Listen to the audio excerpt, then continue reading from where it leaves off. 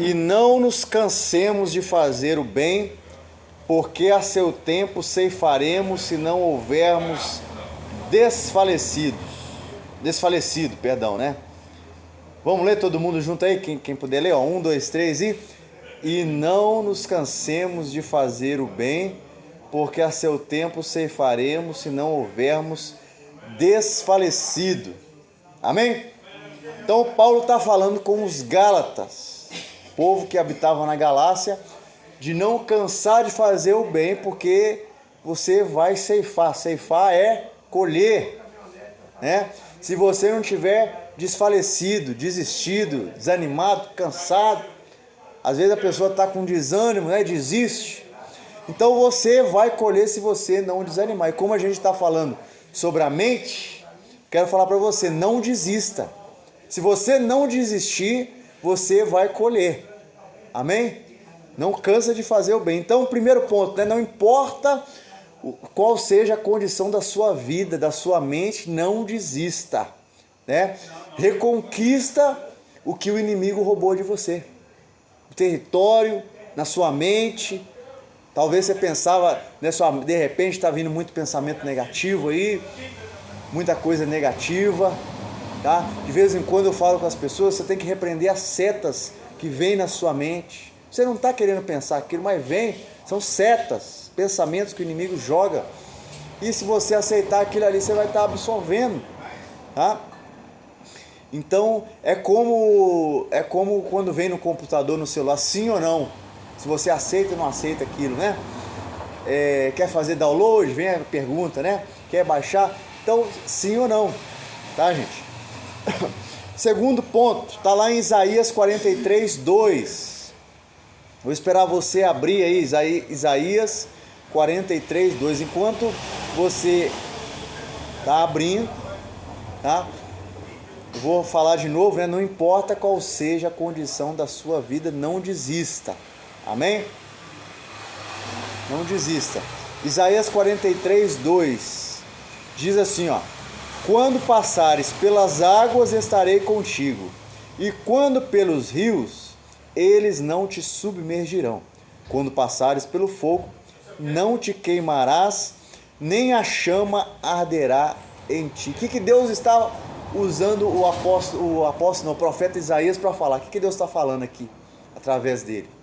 Quando você estiver passando pelas águas, os rios, né, o fogo, em outras palavras, gente, dificuldades, problemas, tá? Sadraque, Mesaque e Abidnego foram lançados na fornalha de fogo, ardente de fogo. Quando você passar pelas águas, né, tá falando o quê? Tá falando de situações ruins, gente? Então, o que Deus está falando? Você não vai submergir, nem a chama vai arder em ti, né? Quer dizer, você não vai se afogar, você não vai se afundar nesse problema, mas nem a chama vai arder. Aí eu te pergunto, gente, quantas pessoas não morreram pela fornalha de fogo de Nabucodonosor? Deve ter morrido gente ali. Ele mandou aquecer 7 vezes mais. Só que Deus estava com eles. Essa que é a diferença, isso que fez a diferença. Deus estava com eles. Quando Pedro se lançou no mar, começou a afundar, primeiro, gente, um ser humano igual eu e você caminhou sobre as águas, começou a afundar, mas ele ainda estava ali caminhando. Para você pensar comigo, um ser humano como eu e você, quer dizer, desafiou as leis da natureza, Deus estava ali com ele, Jesus mandou ele ir, vem, e ele pulou do barco, gente, mais difícil é isso que eu acho, pular do barco.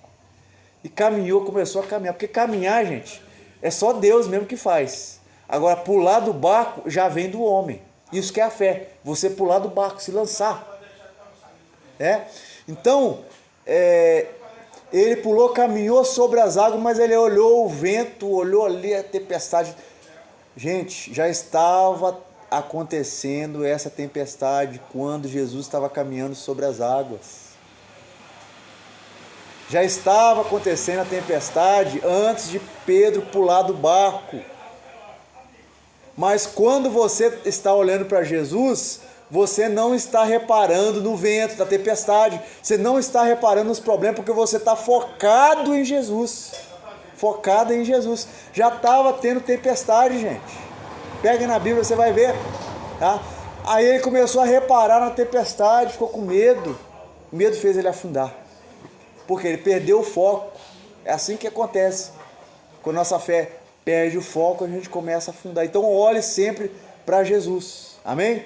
Olhe sempre para Jesus. Que aí você vai caminhar sobre as águas, sobre os problemas, sobre as dificuldades. Então o que quer dizer esse versículo, gente? Está falando para você seguir em frente. Siga em frente. Está vindo problema, está vindo águas, está vindo rio, está vindo fogo, está vindo a fornalha de fogo. Caminha em frente, vá em frente. Tá difícil você tentar organizar os seus pensamentos, tá difícil você vencer a ansiedade, tá difícil você vencer a depressão, tá difícil você vencer esses maus pensamentos. Vá em frente, continua acreditando, continua lutando, que você vai conseguir, amém? Então, para você vencer, tem outro versículo, Abacuque 3,19. Abacuque 3,19 fala da corça, olha que interessante. Diz assim, ó: o Senhor é a minha força, o Senhor é a minha força, torna os meus pés como os das corças e me faz andar sobre os lugares altos. Aí tem Bíblia que está escrito que eu vou falar, tem Bíblia que não está escrito, né? Ao diretor de música para meus instrumentos de corda. O que é isso? É um louvor, gente. Abacuque aqui, essa parte aqui, né? É um louvor, uma letra de um hino, de uma música, de um louvor. Tá, gente? O versículo 18, ele está falando de confiança, de alegria espiritual, a segurança em Deus. E esse versículo ele está falando sobre a força em Deus. E da corça. Meus pés como das corças. Já reparou, gente, que a corça, ela tem grande velocidade? Não sei se vocês já repararam nisso. Elas têm grande velocidade, tá? Tem animais que conseguem, quando um tigre, um leão está perseguindo eles, a corça, o coelho também consegue, o coelho. Dependendo da curva que eles fazem ali com o corpo e com os pés, né, com as pernas grandes, eles jogam, fazem uma curva e o animal, o predador, passa direto, né? Então, eles conseguem caminhar sobre as águas. A corça, ela exala um cheiro que o seu predador persegue ela, só que ela pula no rio. Não é só pela sede, não, gente. É para também tirar esse odor que atrai os inimigos.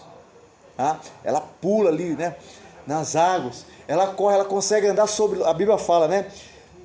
Sobre os lugares altos. Vai andando fácil sobre os lugares altos. Olha que interessante. Né? Lugares que para mim e para você são difíceis, mas para a corça é fácil. O que Deus está falando aqui através desse hino para nós aqui, né? Lugares que para eu e você são difíceis, situações que eu e para você são difíceis, problemas, dificuldades, né? Para a corça, talvez lugares altos não são difíceis. Então, lugares que são difíceis, Deus nos torna como a corça, para a gente conseguir caminhar em lugares difíceis. Nessa situação difícil, você conseguir prosseguir. Então, não é para você ficar parado. Terceiro ponto de hoje. Não fica parado. Amém? Não fica parado. Eu vou desistir. Não fica parado. Continua prosseguindo, continua tentando. Tá, gente? A corça é um animal que ela consegue galopar nas montanhas rapidamente. É isso que a Bíblia está falando, né? Então, de você, como é que você fica como a corça, nesse sentido, né? É não ficar parado, né? Não ficar aterrorizado, mas andar, continuar prosseguindo, né? Fazer progresso espiritual nessa situação difícil, nos lugares altos, na dificuldade, no problema, no sofrimento, na responsabilidade que você tem, que eu tenho, né? Então, quarto ponto da mensagem, gente. Olha que a mensagem está indo rápido, né? Deuteronômio capítulo 30, versículo 19. Deuteronômio capítulo 30, versículo 19.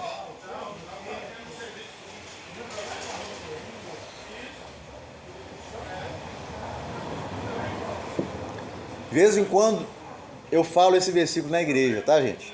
Se você tem marca-texto, marca esse versículo aí, tá?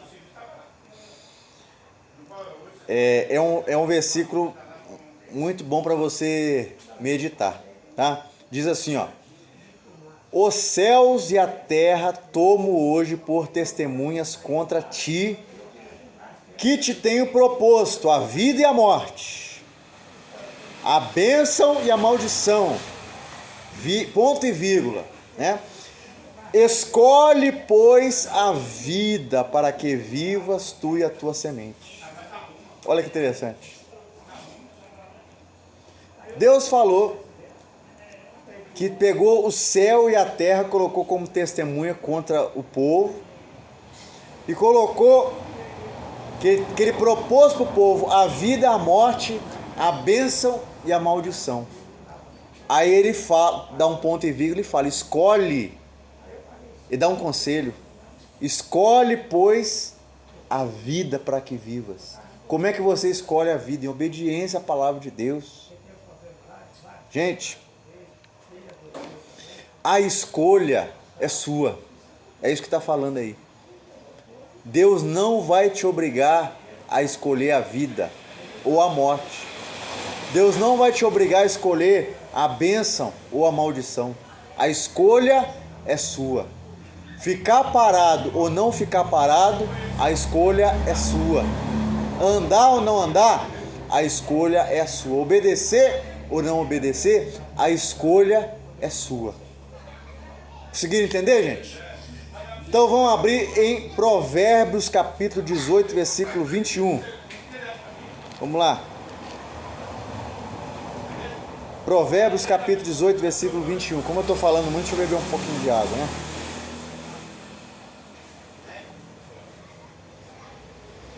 Olha para você ver. Olha que interessante. A escolha é sua. Até para isso que eu vou falar, ó.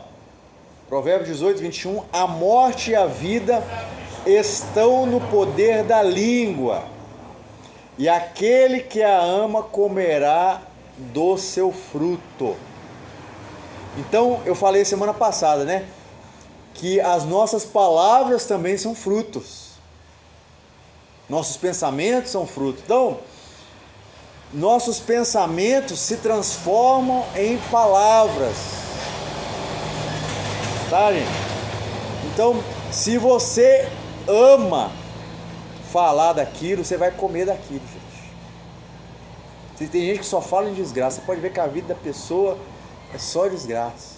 A pessoa só fala ruindade, só fazer mal para os outros. A vida da pessoa só não vai para frente, é só essas coisas negativas, né, gente? Então, os nossos pensamentos se transformam em nossas palavras. Então, como é que eu sei o que a pessoa está pensando? Pelas palavras dela. Outro dia eu falei, né? A boca fala do que o coração está cheio. Está lá em Mateus, nós lemos aqui, né? Então, você tem que pensar até sobre os seus pensamentos. Opa, isso aqui que eu estou pensando vai virar palavra. Deixa eu pensar coisas boas. Não está conseguindo?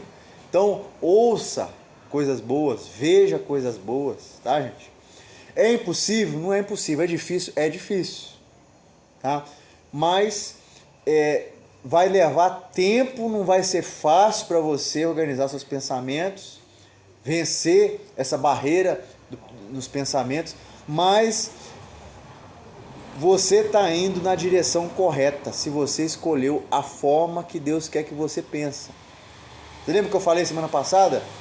A forma de Deus de pensar, a forma do Espírito e a forma do ser humano, que é a forma da carne. A vontade da carne e a vontade do Espírito. Eu falei semana passada, né? Então, a vida e a morte estão no poder da língua. Tá, gente? Nossos pensamentos se transformam em palavras. E o sexto ponto de hoje está em Deuteronômio capítulo 1. Vamos lá. Deuteronômio capítulo 1. Deuteronômio 1:6. Nós vamos estar lendo do 6 até o 8.